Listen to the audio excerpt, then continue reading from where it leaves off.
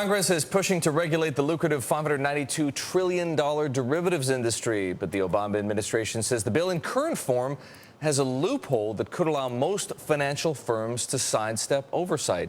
Bloomberg's Don Kopecki is covering that story for us in Washington, which is where she is this morning. Don. Good morning. All right, explain to us how the allegation here that this loophole might not allow the financial firms to sidestep the oversight that it seemed for a while everybody wanted it to introduce to the derivatives market. Well, what Barney Frank did is he is trying to exclude so-called end users, which are the corporations at the end of the derivatives transaction that use it to hedge risk. He's trying to exclude them from punitive collateral, margin requirements, and other disclosure issues. He's really trying to get at the AIGs, the Bear Stearns, the Lehman Brothers, the JP Morgans that have a lot of derivatives risk.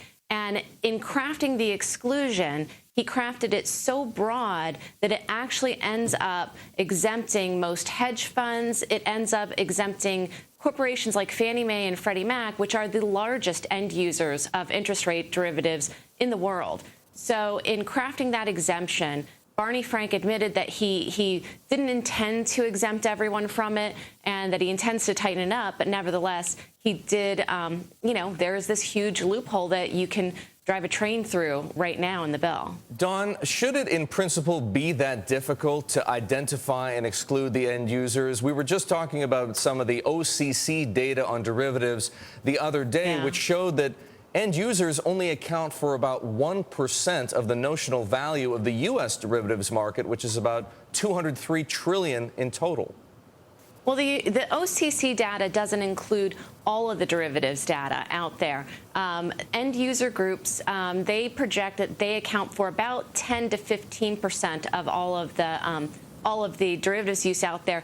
But the problem is getting at systemically important companies. And I think anyone would argue that Fannie Mae and Freddie Mac are systemically important companies, and they would be excluded from this particular proposal.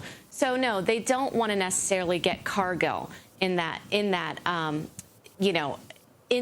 particular regulation. They don't want Microsoft to have to put up extra collateral and capital for their derivatives use when they're hedging against foreign currency fluctuations. But what they do want to get at is Fannie Mae and Freddie Mac. They do want to get at the very large hedge funds out there. And right now, in the legislation as it stands, they're exempt from this particular provision.